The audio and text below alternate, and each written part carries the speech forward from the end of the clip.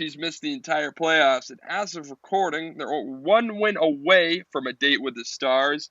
And what about the Bruins? A lot of tough decisions for Bees GM Don Sweeney. We'll answer all of this, but first, the headlines. The Washington Capitals have named their new head coach, and it's a familiar face for hockey fans, Peter Laviolette. Laviolette has coached 3 teams in his career, leading each to the finals, winning it with the Hurricanes in 2006. Most recently, he was fired by Nashville back in January as the team sat in 6th place in the Central Division. This will be the 7th coach Alex Ovechkin has played for in his career, but only the 2nd who took over with prior head coaching experience. The other, Barry Trotz, led Washington to their first and only Stanley Cup championship in 2018. The date of the NHL draft has been scheduled, and like most in-person things in 2020, it will be done virtually on October 6th and 7th. The New York Rangers will have the first overall selection, and all signs are pointing to them drafting left-winger Alexis Lafreniere at number 1. Senators, Kings, and Red Wings will also be selecting at the top of what many are considering to be a very deep draft. It's award season, and some, like the Stars on Monday night, seeing their trophy shelves get a little bit bigger. Nathan MacKinnon took home the Lady Byng, given annually to the player who displays excellence in both on-ice performance and sportsmanship. And the Flyers' Sean Couturier was given the Selke for league's best two-way forward. Not a lot of controversy in those selections, but one that did spark debate was the Coach of the Year. It was Bruce Cassidy who received the honors, beating out Philadelphia's Alain Vigneault and Columbus's John Tortorella. We'll talk about Cassidy's win when we get into the Bruins, but first, we've got to talk about the Stars. Dallas defeated Calgary in 6, before taking out Colorado in 7, and then, in the last series, Vegas in 5. Not many people were predicting them to represent the West when the bracket was announced. So, Dylan, are you surprised it's the Stars awaiting the winner of Tampa in New York? Yeah, I mean, geez, I didn't pick them, nor would they have been in my probably top three. At no point during the season did I consider them to be in that elite tier. I heard some people say that they, for them, qualified for that level, but I never, I never quite saw them in that really upper echelon of teams in the NHL. I thought they were decent, but yeah, never saw them as a serious threat. I guess you could say they were one of my dark horses heading into the playoffs because I did think they had potential, but no, I would say this is definitely taking my expectations to another level. I think they're just having players step up at the right time. They're getting production from both offense and D. Heiskanen, he's a defenseman. He leads the team in points with over a point a game. He has 22 points in 21 games. And then Klingberg has 16, which is that's third on the team. So Heiskanen, Ben, Guryanov, Klingberg. Those are your top four, 2 forwards and 2D. So really getting a lot of contributions, and can't forget Anton Hudobin either, who I always thought was a pretty solid NHL backup at least, but he's proving that he has potential to be more than that. Yeah, so I would say for me, it wasn't at the beginning of the season. I wouldn't have been shocked if you told me that Dallas was going to go to the finals, only because I looked at sort of what St. Louis did last year, and I sort of thought that Dallas had a little bit of similarities. They're built by defense and a solid goalie, but I was thinking that when with Ben Bishop in the net, and how, I mean they leaned on Ben Bishop so much last year, and he was. I mean, he's been when he's healthy and he's on. He's one of the best goalies in the league. So I guess with Hudobin in the net, I was a little bit surprised. But sort of when I look at teams that sort of make a run or win the cup, there's sort of 3 things that a lot of them really have in common. They're built from the back end, like I just said. They're strong defensively, whether that's because they're physical or because they're long. The ice can't be easy to come by. I look at depth up the middle at the center position. This is particularly stands out with Pittsburgh in 2016 and 2017 when you got shooting Crosby, Malkin, and then Nick Bonino 1, 2, 3. I mean, do the math. You're never going to have an easy time on the ice if one of those guys is Yeah, out there. Hagelin, Bonino, and Kessel on that third line. Yeah, I mean, sort of leads me to the other point. My third one is solid above average play from the entire forward group. When it's the defense, or when it's the postseason, and defenses are watching the film and preparing the game plan, who do you prepare for? You're going to look at their best players. Everyone sort of always says like, "Oh, in the playoffs, your best player needs to be your best player," and I don't really think that's the case because when their best player is studying who to stop, they're going to look at your best player, and odds are that's going to cancel out. But when you look at Dallas, who do you prepare for? They don't have any superstars on the team. I mean, the closest guy is Tyler Sagan. And if you had to say one guy who's been a disappointment out of anybody this playoffs, it's been Tyler Sagan. So they're getting consistent goal scoring from lines 1, 2, and 3, and I just don't know how you prepare for that. And that's why I think right now, as we head into the Stanley Cup final, they're sitting there. Yeah, I mean, it's funny what you said about your best player having to be your best player. I've always thought that's a stupid term too, because anyone can pick up the slack. It's not like your team's completely in a huge hole because one guy's not producing. No, other guys can pick them up. So, in principle, I understand what it's saying, but it's just not applicable in all cases because it's not always true. Like Sagan, he has 8 points, and if your best player really needed to be your best player, then how would the Stars be in the Cup final? Exactly. I mean, who are you're looking at the stars? Who are you going to prepare for? I mean, when you got Radulov on your top line, Radulov and Ben, who are both Conn Smythe candidates. Then you've got Dennis Goryanov. I couldn't tell you how many goals that guy has, but a lot. And then you got Rupe Hintz and Kivarenka, the new folk hero, on the third line. I mean, and if you just look at what they've done in getting overtime goals, for example, they've gotten 4 overtime goals this playoffs. 2 from Radulov, 1 from Kivarenka, and 1 from Gurionov. That's a guy from line 1, a guy from line 2, and a guy from line 3.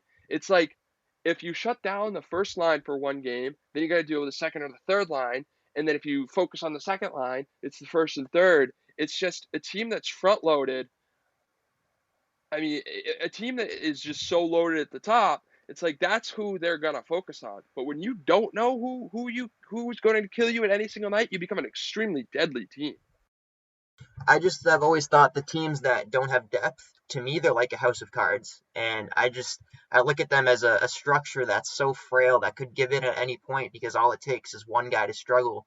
And then the rest of the team, they can't keep up. You know, if they're not depth, if they're not deep, then if those few top guys struggle, then it's like that house of cards falls apart, and it's just unsustainable a lot of the Well, time. So the yeah, teams that find the most playoff success, they really have four lines that can go. yeah. Like what I was gonna say was, I mean, look at Edmonton. I mean, look at Edmonton. Edmonton has, you could say, 2 of the top 5 best players in the whole league. And what are the Blackhawks doing? They're saying we got to stop McDavid. We got to stop McDavid. We got to stop McDavid. We got to stop McDavid. We got to stop Drysdale. And obviously that's easier said than done. But if you have somewhat of a success doing that, it's a long series. And if you have any sort of success, it's like who else is going to pick up the slack? And there there just wasn't anybody. There just wasn't anybody to pick up the slack, and that's why they lost to what do you call them, an inferior Chicago team? I would say that, but I it's would. like, yeah, it's like I think the teams that don't have the superstars, that aren't built on just star talent, like the teams that aren't the Toronto Maple Leafs, those are the ones that are able to go far in the playoffs because they have a lot of guys who their names don't jump off the page, but when rubber hits the road, they're the guys that are making the plays. Yeah, absolutely. I know exactly what you mean. And it's funny how you mentioned Edmonton because that was exactly who I was kind of subconsciously talking about. It was the first team I was thinking of. I wasn't directly talking about them, but whenever I use that house of cards analogy, I'm always talking about the Oilers because that's just how I see them as an unsustainable team, at least for now. And Well, I think that applies to a lot of other teams around the NHL, but no, the Stars have that depth that you really need for playoff success. yeah, they're front loaded. They're loaded with a bunch of superstars, and they have a weak defense. And the old saying, "Defense wins championships." That's so true too. I mean, against Vegas, Vegas couldn't. The Golden Knights couldn't score. They just couldn't score. So they gave up 0 goals, 3 goals, which was their loss, 2 goals, 1, and then 2 in game 5. For people that aren't good at math like myself, that's 1.6 goals per game that they're averaging, that they're letting up. If you allow your opponents to score 1.6 goals per game, you're going to win. Doesn't matter if you don't have the big guns offensively. If the other team can't score goals, they aren't going to win. It's as simple as that. And it's like this I said as simple as that, and Dallas has sort of figured that out. Yeah, that's what we see out of teams that typically can make it to the cup final is that they win those low scoring games and they try to limit those offensive run and gun style games because those are just too unpredictable. They like to use their system and win really by defense and then working from their net out. Well, yeah, I mean it was a lot like St. Louis last year. I mean St. Louis, if they got a lead, they just went into complete defensive shutdown, and they would not let you gain the offensive zone. And Dallas hasn't really has shown the ability to come back. You didn't necessarily see from St. Louis. I guess that wasn't their calling card of them winning the cup, but it's still the Yeah, they, same. they did This have a good comeback against who was it? It was oh, I can't remember. It was that controversial goal that was against scored in San Jose. overtime. San Jose, yeah, yeah, yeah. Yeah, well, I was just. I mean, the Stars have made a living based on coming back this playoffs. Don't necessarily think that was Yeah, how yeah, I St. know what you Louis mean. ended up winning the cup. But it was Yeah, it both. They wasn't the both. legacy. Yeah, there just was. There's just not a lot of room out there against Dallas. I mean, just looking at their top two pairing defensemen. I mean, Miro Heiskanen, like you said, he's been elite. I mean, he has got to be. Would you say he's the favorite for the Conn Smythe? I mean, I probably would. I would say so. And playing with Alexiak, who's huge, big physical guy. And then on the top, you got Essa Lindell. He's turning into a stud. And then you got Klingberg. Klingberg might be a little soft, but he's still pretty long, and he's good at Yeah. breakouts. So when you got You know those what? two guys, I mean, dude, those two pairings. It's like that's tough.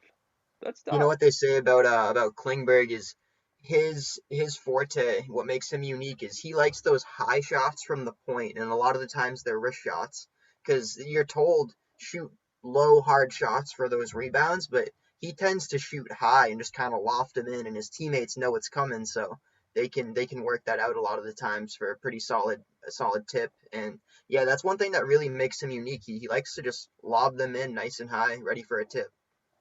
Well, I think providing offense from the back end is obviously a huge help too. I don't think you necessarily need scoring from the back end, but I do think that it's a real help. I mean, Tampa has just gotten excellent offensive production from their defensemen. And it sort of goes back to that you need guys that the team is not expecting to score. And that can be third or fourth liners or that can be defense. Dallas is getting it from all over all up and down the lineup, all 22 skaters. Moving on to the team which could very well be the Stars' opponent in the finals. Tampa, we know, is very good and good enough to compete and win the Stanley Cup every year. The team was already going to be in a tough salary cap position before the pandemic. They need to resign Anthony Cirelli and Mikhail Sergachev, and with the flat salary cap, which is scheduled for next year, they will certainly need to shed some money in order to make that happen. The team has 5.3 million in free money right now for next season, and they currently don't have a right shot defenseman on the NHL roster for next year. Eric Chernak is an RFA, while Kevin Shattenkirk and Zach Bogosian are UFAs. Many are assuming Alex Killorn is on the block. Tyler Johnson, Yanni Gord, or Andre Palat could also be on the move. But to me, there's another guy I think that should be on the move. So Dylan, is it time to trade Steven Stamkos? No, I just don't see it happening. I just think that would be too much of an unnecessary risk at this point. I definitely don't see Tampa as a Toronto or Washington. I don't see them as one of those teams that can't get it done and is carving their name into a poor legacy. I think this team is still potentially a Stanley Cup winner either now or in the near future. And it's really not that they can't get it done. They're pretty good in the playoffs over the last 10 years. Cooper has a winning record. He's 36 and 32 and has made the playoffs in 5 out of 6 years.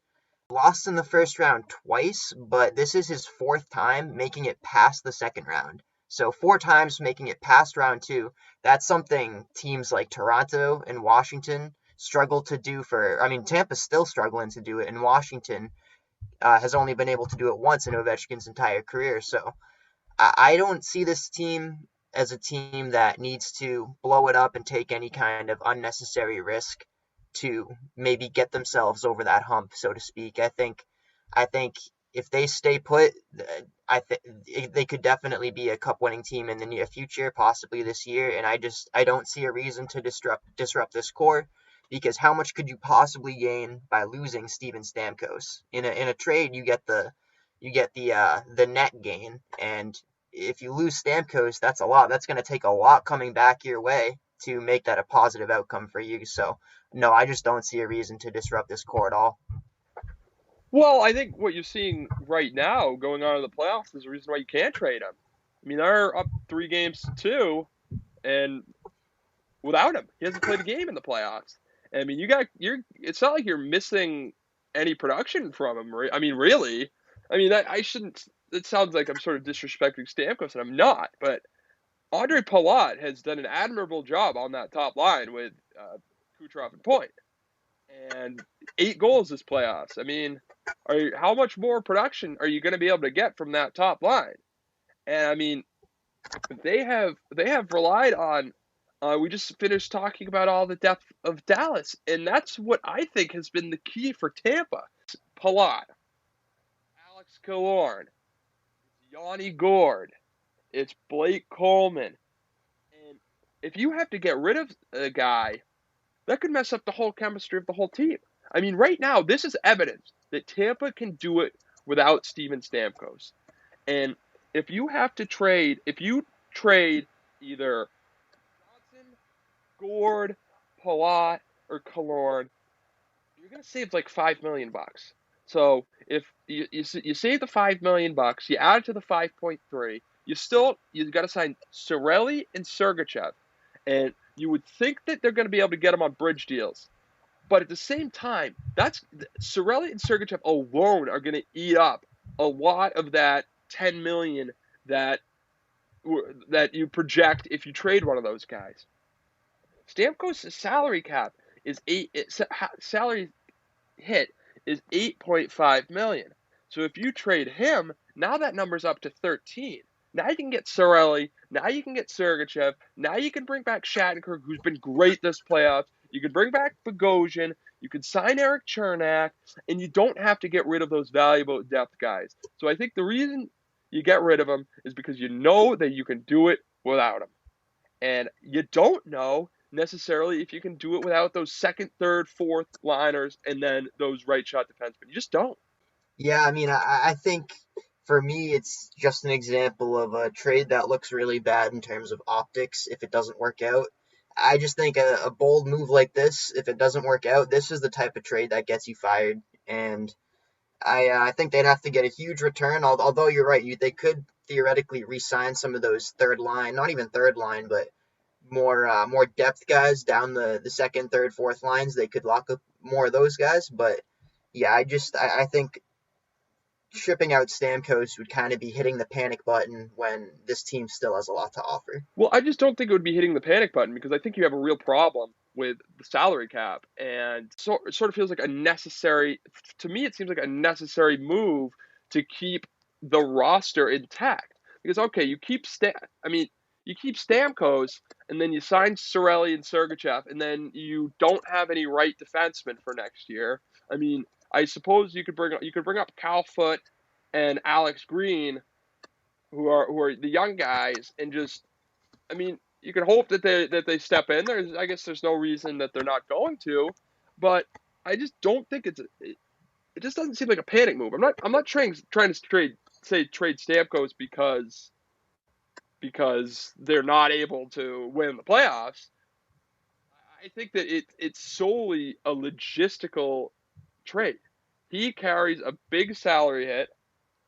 And trading him would free up the ability to keep some of these guys that are proven to be impactful players. I mean, Alex Killorn had 26 goals this year. He had 26 goals on the second line. He got power play time in the first unit, and he provides a little bit of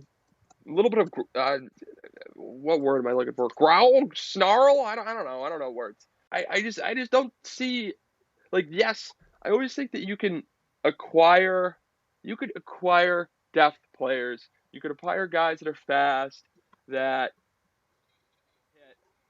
but you can also get guys that you think are going to fill those roles and then just don't end up doing it.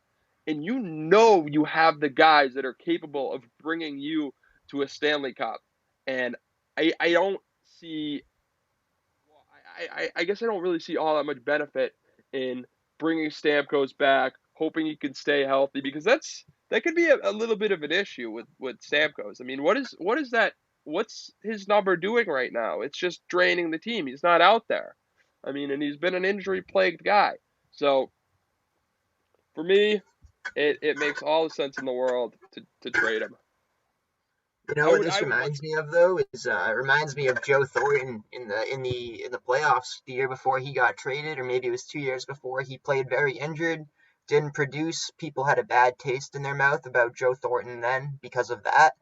And even though he was their star, they felt the need to do something more bold than they probably did have to do. Traded Thornton for, I think it was Marco Sturm and a couple other small pieces.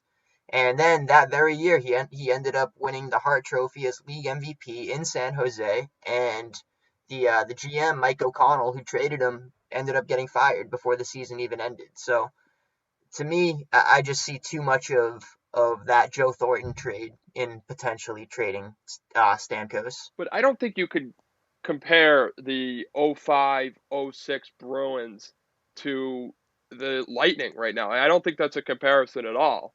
I mean, Tampa's been around the block a few times, and like you said with this stat on Cooper, what was it before this year? He went to the conference finals 3 times.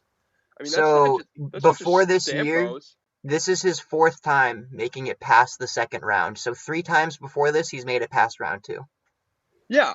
So I mean, these guys have been around the block. I mean, the Bruins, it was like, yeah, he struggled, but that was almost. I felt like that was just a shake up of the deck, and that was a huge risk because you didn't know what you had without him.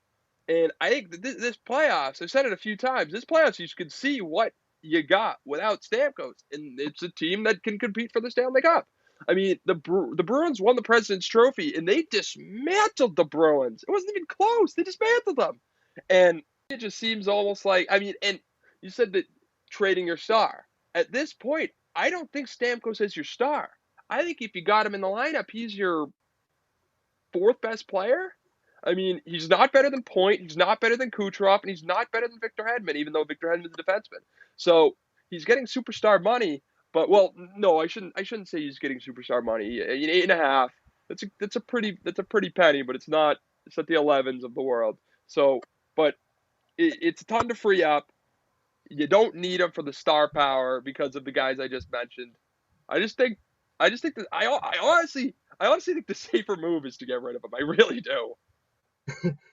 That's a hot take. The safer move is to get rid of Steven Stamkos, but Yeah. in this unique situation, I do understand why it would apply there. It's just, I mean, to me it's just such a risk to get rid of the guys who have showed up this playoffs and are really really making it difficult to play against. Obviously, this will all of this whole conversation could throw it out the window if they end up losing this series to the Islanders. Then it's, oh geez, this team really sort of can't get it done if they blow a 3-1 lead. But I guess it's a big assumption that they'll take care of business, and if that's the case, then I definitely feel like the safer move is just bring all these guys back. It's like the Chiefs, they're saying this year is just run it back. Just run it back. That's what I think Tampa should do next year, because they might not have 128 points or 124, whatever they got in last year, but come the playoffs, come the spring, whatever the hell the playoffs are going to be, they're going to be a difficult team to play against.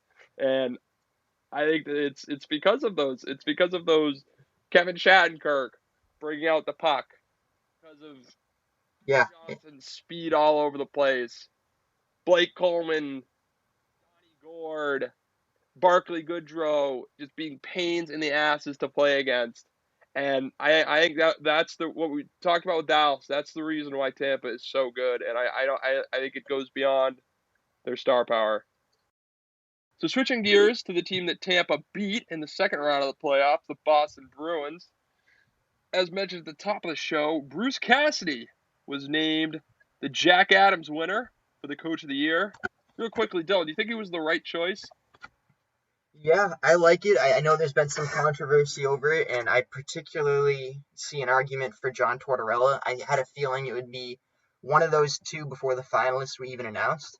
But yeah, for Cassidy, I know some people look at that and say it's just the best team, but yeah, I mean it's also been pretty consistent. The Bruins have been a real big threat in the last 3 years, really, and Cassidy took over the team at a time where they were starting to fail under Claude Julien. They missed the playoffs a couple years. I think it was what 2015 and 2016 they Yep. missed the playoffs. So that's obviously not ideal for Boston sports. It's not something that Boston sports fans are used to dealing with. And then Bruce Cassidy comes in, and everything, for the most part, has clicked really well since he took over the team in, what was it, 2017? Was that it? End of 2016? I But believe, yeah, 16, 17, I think. Yeah, I think it they was played in the 16, yeah they played in 17. the winter they played in the Winter Classic in 16, and Julian was still a coach. Gotcha. So Yep. I think he So got fired after Julian got fired after that. that's We made the right. Yeah. So it playoffs, was it so was the beginning of the 2016-17 season. It was his first year as a head coach in Boston, and he's just worked his way up the ladder. He's had a long minor league coaching career. Uh, Coached several years in the ECHL, the IHL, the AHL. Head coach of the Capitals for a couple of years in the early 2000s. Assistant in Chicago. Coached in Providence for a while in the American League for the Bruins, and now here he is finally getting his crack as a real consistent full time NHL head coach that has been back for multiple seasons, and he's posted a 161, 66, and 34 record. So even if you add together the overtime and regulation losses, he's 161 and 100. So to me, that's you put that in with making the playoffs all 4 years, and that this is also one of the most well-rounded teams and organization in hockey. It's like to me at a certain point you just got to ask what more can the guy do, and yeah, I think in this case Bruce Cassidy earned it. yeah, I want to avoid these awards being lifetime achievement awards, and that's what it kind of feels like with Cassidy. To me, it was obviously John Tortorella.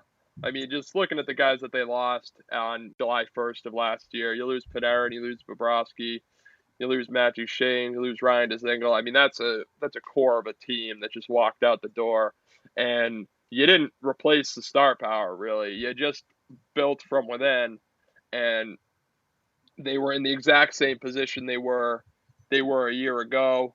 So that's to me is complete credit to the coach.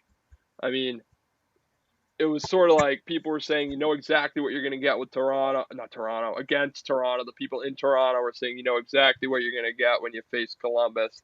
They're going to breathe down your neck. They're going to forecheck the crap out of you. And to me, that is all the credit in the world goes to the coach.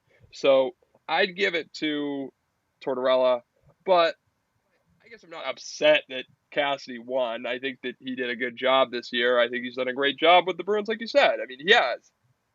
I mean, they were in a bad spot when he took over, and they haven't missed the playoffs since taking over. But I want to talk a little bit more about sort of their future going forward. There was a really interesting piece in the Athletic. It was called "We Have to Be as Brutally Honest as Possible: Graying Bruins Face Leaner Years." And a quote from Cam Neely. We've got some guys that have played a lot of good hockey for us, a lot of years for us, and their careers are somewhat winding down, President Cam Neely said. We have to really take a hard look at where we're at as an organization. Can we compete again for the Stanley Cup? If we can, what do we have to do to our roster to do that? So we really have to be honest with ourselves in assessing our team, assessing our players, and the organization, seeing where we think we really are going to be. We have to be as brutally honest as possible about where we think we're going to be in the next couple of years. We have to react accordingly to that. So that quote sort of caught me a little bit by surprise because that's sort of admitting that the cup window could be shut. That this is a real sense of urgency that it feels like. It's like they they won the President's Trophy last year. They went to the Stanley Cup Finals the year before that, and now it's sort of like we got to address that our players are getting older, that everything sort of could be winding down, and how they're going to be in the next couple of years. I don't necessarily think they're wrong, but it just sort of was a little bit alarming to hear that, or to read that rather, from Neely. It is a very honest quote. He's being brutally honest by saying that for sure. Neely, when he says that, he definitely doesn't sound like a typical man in the front office of an NHL organization. Whether it's a GM, president, coach, whatever, they're typically overwhelmingly positive, even if they don't necessarily believe it. A GM, president, whatever, they're always going to say, "Oh, we might not be where we want to be, but this team has some pieces that we think can come together very soon, and we're real excited for our fans, and we have a bright future," and all that good stuff that they always use as cliches. But in this case, no, it's unconventional for Neely to just come right out and say something like that and admit that this organization has to take a look in the mirror and consider taking a step back and making some moves more so based off of the future of the team as opposed to the cup window they have now. And in Boston sports, I know I've mentioned this before, but this isn't something the fans typically deal too well with. They don't like the idea of not being contenders at all. And I think it's very interesting to see that from any GM in the league or any president. But yeah, I think he said what really everyone's thinking. It's just it's a matter of the fact that he did say it, and that's what you typically don't hear. You just hear overwhelming positivity, but I guess you gotta take it for what it's worth. He's just being honest. Yeah, I don't think that this is necessarily him saying that they're gonna sort of rebuild, I guess, if you will. I think it's No, sort of I wouldn't say that either. I would say that this is more of a sense that they're going for it, and that they know that they only got a few more years left, but they're gonna try to win the cup again. And him saying this, him sort of going for the cup, I think it's an inclination that Torrey Krug is out of town. I really do. I think that Torrey Krug is going to demand a lot of money on the free agent market with their current salary cap at 14.4, and if they sign Torrey Krug, you only got a certain amount of money. You have to re-sign Jake DeBrusk and Matt Grzelcyk, who are both RFAs, and so it would sort of seem like what they would do, what I want Tampa to do, which is just bring the whole squad back for another year. And I think this quote is just sort of an indication that they're not going to do that. It's almost like he's trying to break it to the fan base slowly and just kind of plant the idea first, and then it'll grow as a reality as time goes on, and people will come to terms with the fact that in professional sports, this is the way it goes. You can't keep a team of this caliber together forever, and it comes with some collateral damage. It comes with some headaches if you want to really have a successful team year after year. And sometimes you have to do things that you don't want to do, but that's just the nature of a sport that's as competitive as the NHL. And Yeah, also, yeah, regarding Krug, I think he's gone. I hate to say it, I love Krug. He's one of my favorite players in the league, honestly. I love the way he plays. I love the way he presents himself, and he's exciting. But I just look at him and I realize that Thomas Chabot and Jacob Trouba, they both signed for 8 million, and I think Krug is a step above them. And I'm not sure. I mean, the Bruins could squeeze out that 8 million, but are there better options available? Is the real question. And I think there are definitely some options that are at least worth exploring. And I think in a sense, I think they can survive without Torrey Krug. He's a great asset, but I think the Bruins have some other needs that they should look into. yeah, definitely they have some other needs, and I think they don't have a lot of other needs, I would say. but the issues that they have are glaring, and they're exposed in the playoffs, and they're the reason they don't win in the playoffs. Yeah, Middle six, their middle six was, I mean, their third line last year was great. It was the best line that they had, but the second line didn't do anything. The first line couldn't score against physical defenses, and then this year it was sort of, it was almost a little bit flipped in that the first line still struggled against physical defenses in that Tampa series, but they did great against Carolina, and I thought Brad Marchand was great against Tampa. But their second line again didn't do anything, and their third line was a joke. I mean, the third line was terrible.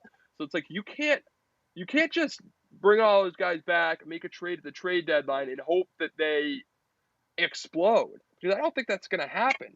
And so I think that filling those holes has to come at, unfortunately for Torrey Krug's time in Boston, because it's been great. I think it's got to come at his expense, and you need to get middle six. You need to be able to get somebody that can score against physical teams. He doesn't have to light up the scoreboard. He doesn't have to get 35, 40 goals a year, but a guy, a guy like Nathan Horton. I mean, obviously that's so much easier said than done, but just guy like the people in Dallas, the guys against Dallas that get goals when the money is on the table. And the Bruins don't have that. I mean, in the last four, here's a stat. In the last four playoff series, the Bruins have lost. They've played in 8 overtime games. They've lost 7 of them. The playoffs are so close. They're so close that it comes down to a puck bounce going their way, some guy making a play. And right now, the Bruins don't have those guys. They just don't. And I don't know how they're going to get them if they re-sign Krug. And in the year that the Bruins won the Stanley Cup in 2011, they went 4-1 in overtime games in the playoffs, and that includes 3 in the first round. If you think back to that series, that was an absolute dogfight against Montreal. yeah, They got down 0-2, and it was like they could have folded, but they just made 1 or 2 or 3 more plays than the Canadians did, and it was the difference in winning a Stanley Cup. I mean, the 1-7 mark, they lost 2 games to Tampa this year. You flip one of those, it's a longer series. I definitely not thinking the Bruins would win this series, but again, in the first series under Cassidy, when they lost to Ottawa, they lost 3 overtime games. So it's like these overtime games flip series, and the Bruins do not have enough guys that make plays in the crunch time of the game, because a lot of their guys are they just even out. They're playing against good physical teams. They don't allow a whole lot of goals, and it's just they just play 0-0 hockey. And frankly, that's not going to get it done. And it's just wasting the age of the core even more. yeah. This is probably the end of Torrey Krug in a Bruins uniform, but they got a lot of good years out of him at reasonable prices, and he wasn't even drafted. They got him as a college free agent, and yeah, had a lot of success with him. So there really hasn't been much that Torrey Krug can control that hasn't gone right since he's been here. Unfortunately, they haven't won a cup, but he's definitely done his part, and I think he should, or at least he deserves a good legacy in Boston, no Oh, matter for what sure, happens. yeah. I mean, Torrey Krug, uh, he's been, and I would, if money wasn't an issue and you could sign whoever you wanted and pay them however much you want, should do everything in your power to keep this guy. I mean, when you got Krug out there and he's playing with a stay-at-home defenseman, whether it was Carlo this year, a year before that Kevin Miller, they created unbelievable second line. They're just so good. And when you got McAvoy on the top line, and then before McAvoy was just Chara and I don't know what the hell he played with, Seidenberg. I mean, that's unreal top two. That's why Dallas is in the finals on their depth scoring that the Bruins don't have, and their top 2 defensive players. And that's why the Bruins made it last year. And Krug and Carl had a really bad playoff, which was this past year, which was uncharacteristic for them. But together they have been a dominant number 2, and honestly they've been one of the best lines defensive pairings in the NHL. So that's That's a reason to keep him. And then obviously on the power play. I mean, that's been the Bruins' strength the past 3 years has been the power play, and Krug's been the quarterback. So when you're dishing out dimes to Pasternak and Marchand on the wings, you're that's a hard power play to stop. And like the second power play, like the second defensive pairing, that power play brought you to the finals too. So Yeah. are they going to take a huge hit? I, I think I think so. I don't know how far the power play is going to dip without him. I think Grizzlick will be okay, but if he does walk, they have a big hole on defense in the top four, particularly because I don't think an aging Chara and McAvoy, along with Grizzlick and Carlo, is going to be anywhere near good enough to win the cup. So I think you're going to have to make another move and somehow get a left shot defenseman. Krug is just the Oh, perfect power totally play perfect. setup man. I mean, just he's just so shifty. He has a quick shot, whether it's slap shot, wrist shot, either one. But his feet move so quick, and when he's doing those quick crossovers at the blue line, moving laterally side to side, I always love watching not just him but any NHL defenseman. You know how quickly their feet move and how quickly they can move in terms of agility. That's really Krug's thing. He just moves his feet on the power play, gets open, finds the open ice, and he'll shoot it, pass it, whatever. He'll set people up, but regardless, he's a huge asset to have on your power play, and I think the Bruins will definitely miss that. So we're going to shift gears. We're going to do a snake draft. So free agency is coming up soon, and that can lead to guys going to new teams and looking a little weird in their new jerseys. Tom Brady played his first game in a Buccaneers uniform last Sunday. Qualify. So we're gonna do it for hockey. We're gonna do it for the NHL. Guys who look a little silly in their new uniforms. Dylan, I'll be a nice guy. You can have your first selection.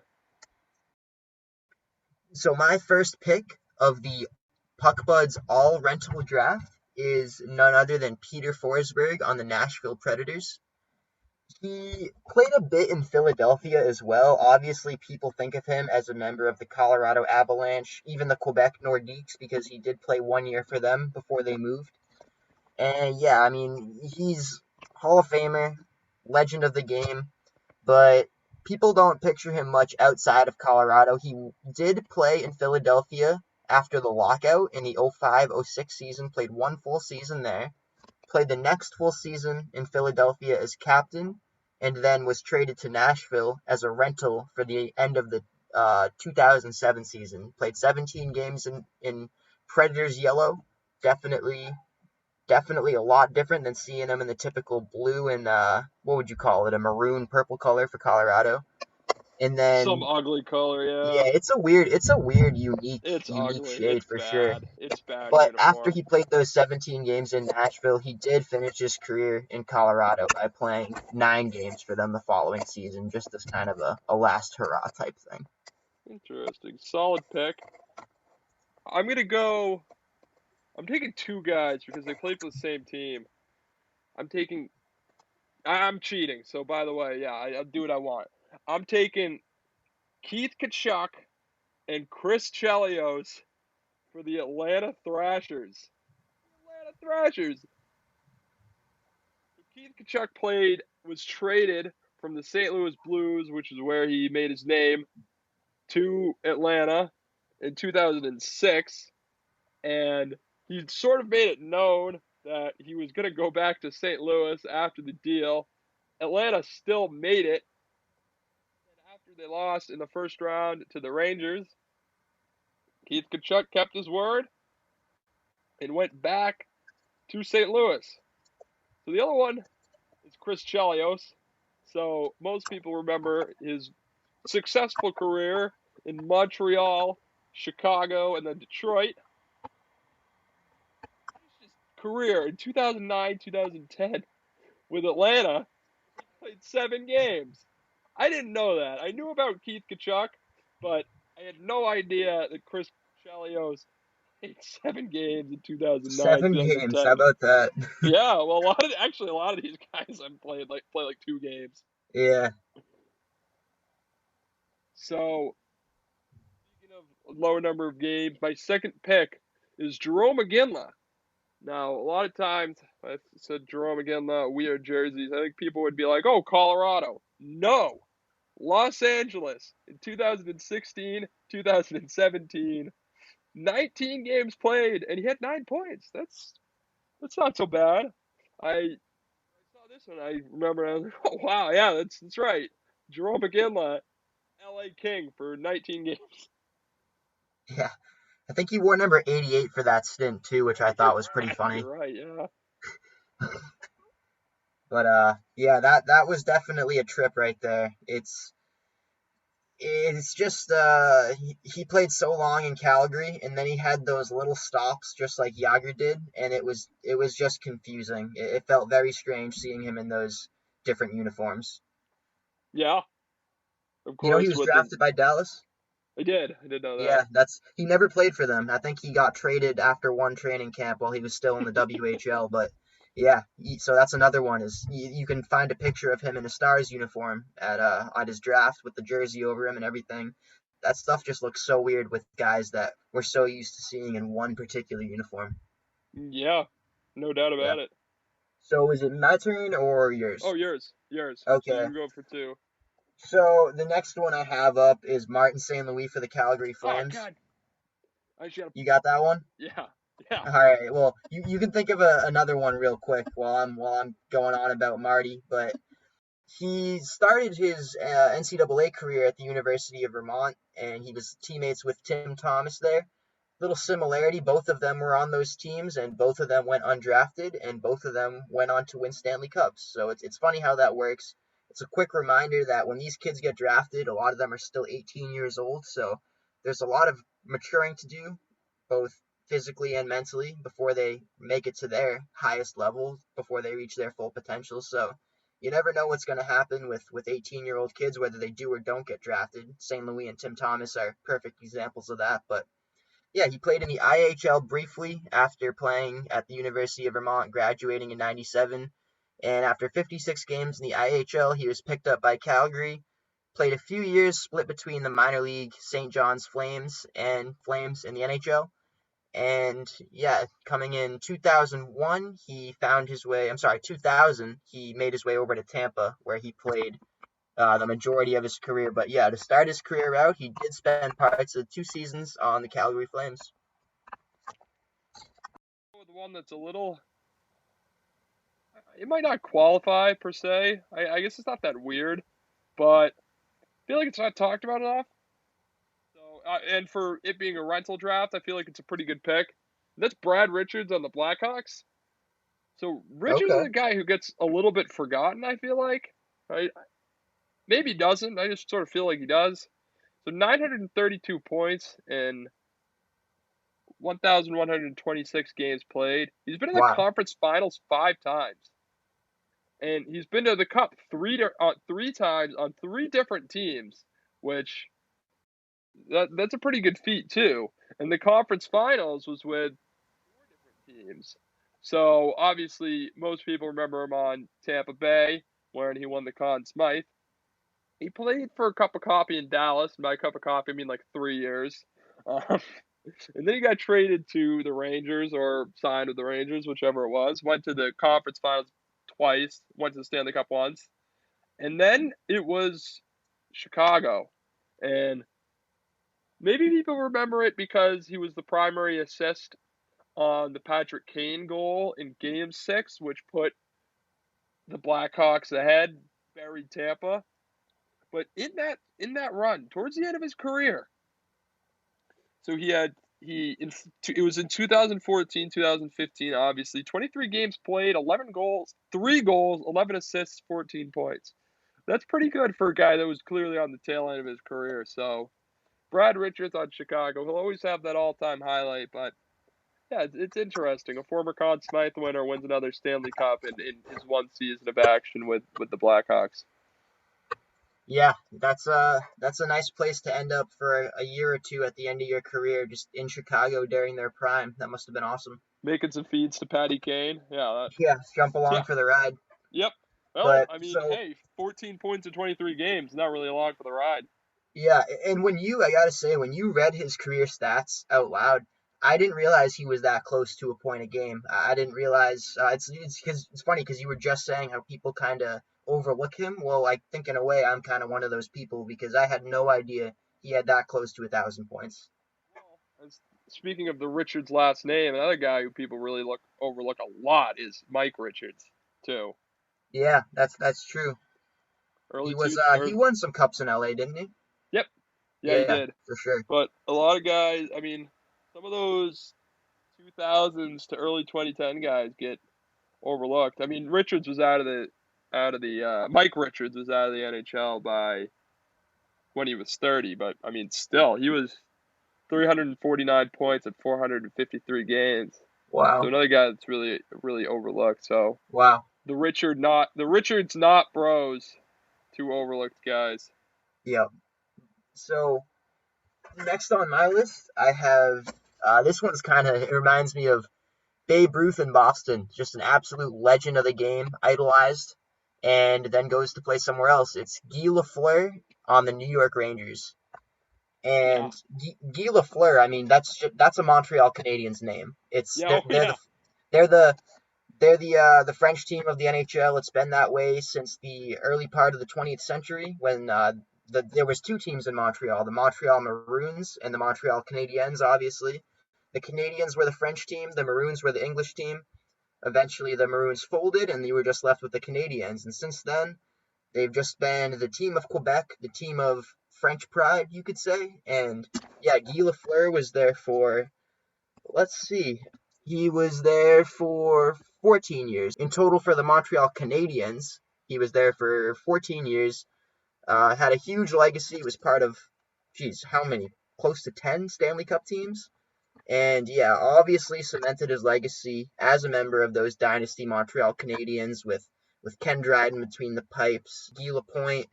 Obviously, that's one of the greatest teams ever assembled. And then you see him in a New York Rangers jersey for that 1988-89 season, and it's just yeah, it's really a tough thing to comprehend. Well, with I said all my guys. I guess I'll say Yarmir Yager in every single uniform ever. I mean I Dallas. thought about I'll go. saying the I'll go exact same Dallas. thing. Dallas is really bizarre. The fact that he played for Dallas. Florida's weird too. The Bruins is really weird. Um, yeah.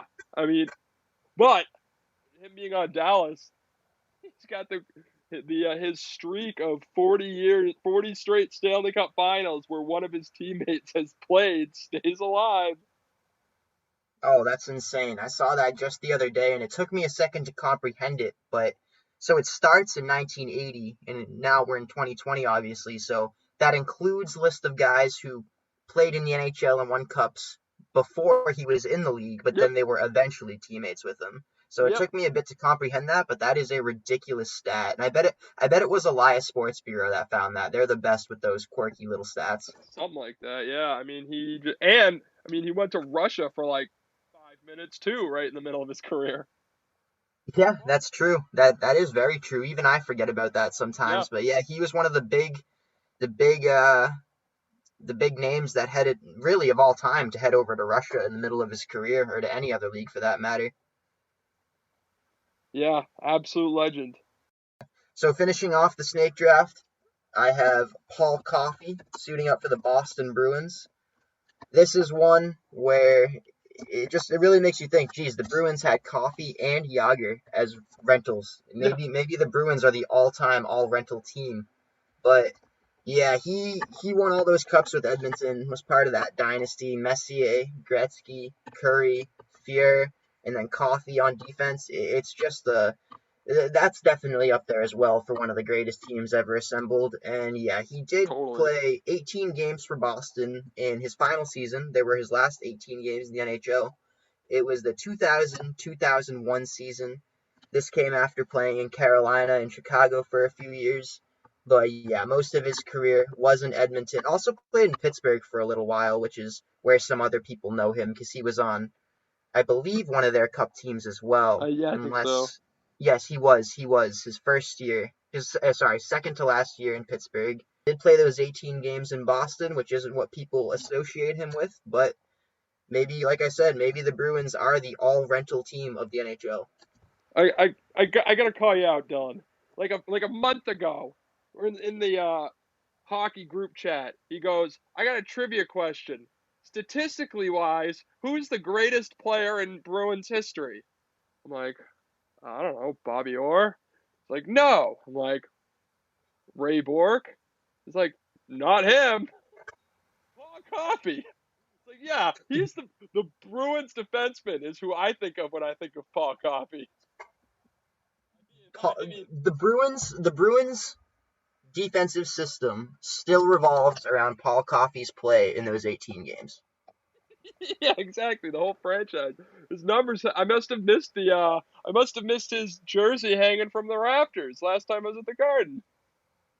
Yeah, Well, you heard it here first. That's an absolute guarantee is that you heard it here first that Paul Coffey is the greatest Spurs defenseman of all time. and don't call that a hot take because, hey, you just word it the right way and it is statistically true. Don't let Yeah, anyone tell you yes. otherwise. Oh yeah, no.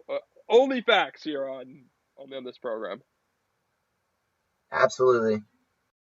So with Dallas in the finals, Miro Heiskanen, Jamie Benn, Dennis Gurianov could all be possibilities to win the Conn Smythe Trophy.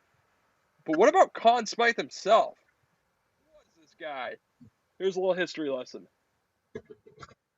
Yeah, so everyone knows what the Conn Smythe Trophy is. Goes to the playoff MVP.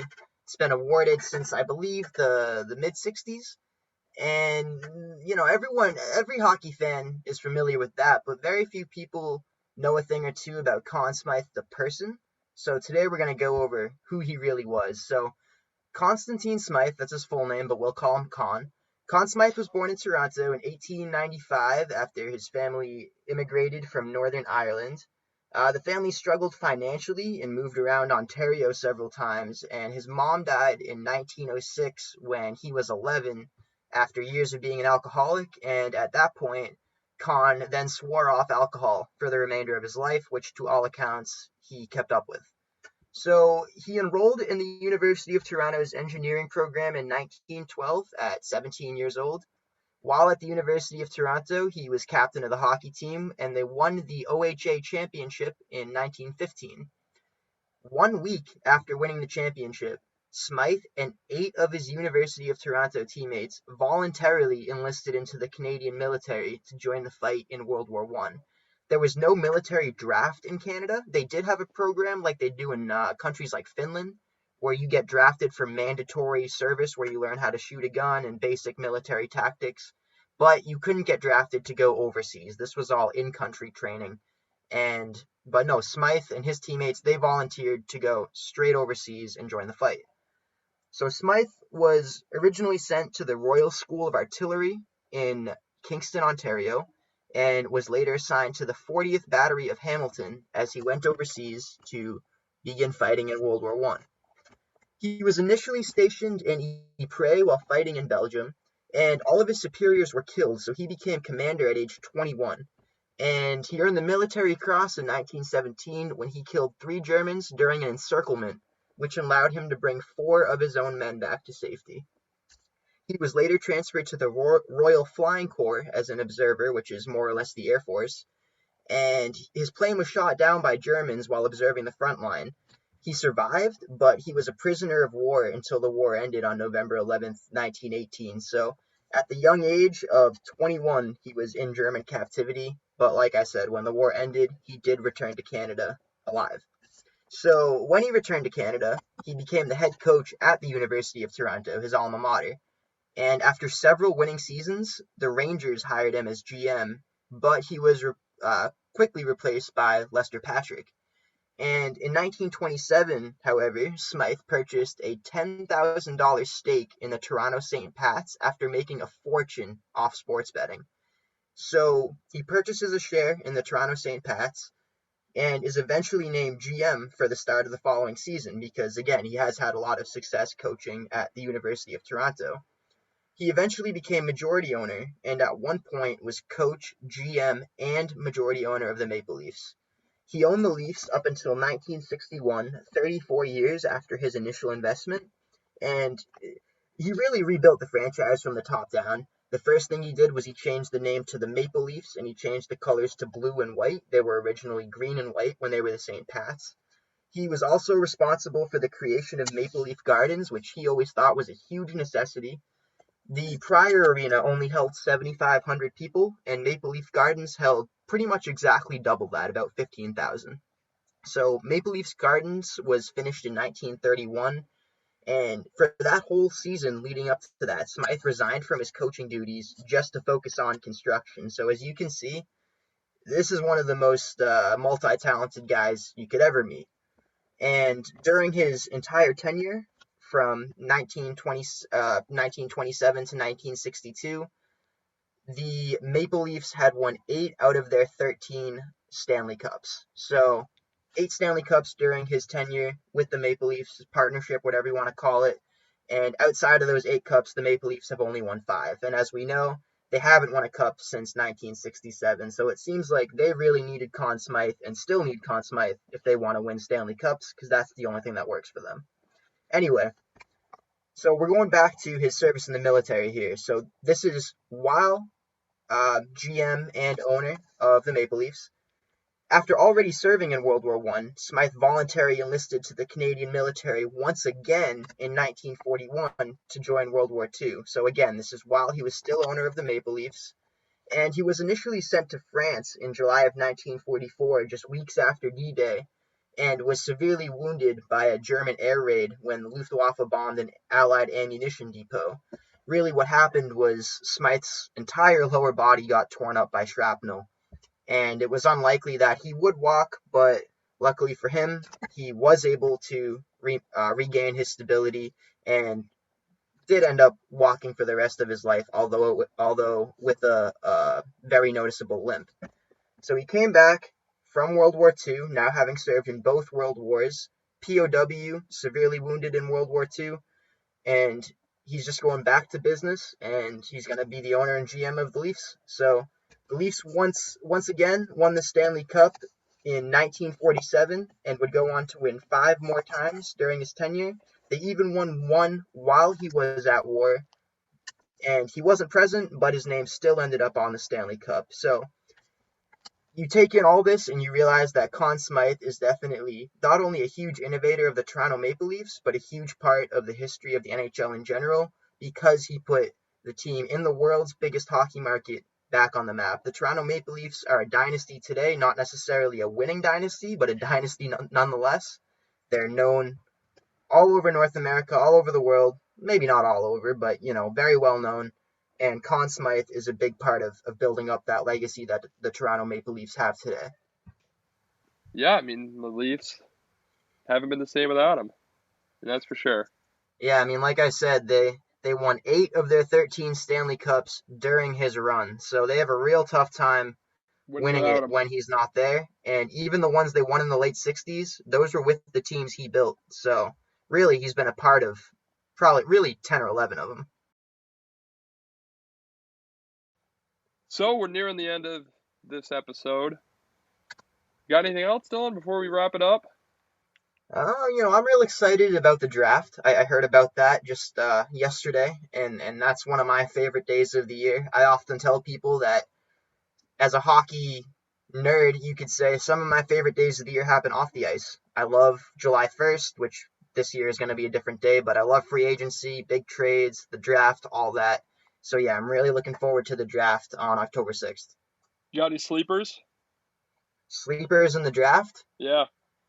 Um, I don't want to Man, put you I on the don't know. spot. It seems I like don't it's want to going to put you be on a the spot deep like that. draft. They're saying this is going to be one of the best ones ever. We've heard that before. I mean, who knows what we got to take that with a grain of salt. You can't put too much stock into any draft, but yeah, I mean, they're saying this will be a good one. I can't really give you any sleepers, but yeah, hopefully this will be a deep one. And also, when we were recording, just want to touch on this just briefly. Won't go too into depth. Marcus Johansson was traded from Buffalo to the Minnesota Wild for Eric Stahl. My first thought on this deal was why. I think both these guys are older players that push the team over the top. Not, I shouldn't say older. I mean veteran players that push a Stanley Cup team over the top. And neither Minnesota or Buffalo is close to competing for a cup. So don't really get it, but I don't know. That's just my initial reaction. I think both are pretty good players. I mean, I mean, Johansson was awesome on the Bruins third line last year, and Stahl has been a really underrated player throughout his career. So I think they're both good players. I just don't really understand why the deal was made. These are two teams that have been caught in mediocrity for a while, and I think in the Sabres case, saying that they're mediocre is a compliment. I think they're. I mean, we could go on for days about the mess that is the Buffalo Sabres, whether it's the roster, management, coaching, you name it. But I'll need to take some time to really formulate an opinion about this one. But yeah, for Buffalo, I don't really get it. I think they're a team that needs assets more than they need guys who are kind of winding down. Uh, Yeah, yeah, it'll really take me some time to form an opinion on this one, but for now, I kind of don't get it. yeah, I don't get it either. Well, this far into the episode, make sure to check out our next episode, and thanks for listening. That's all I got.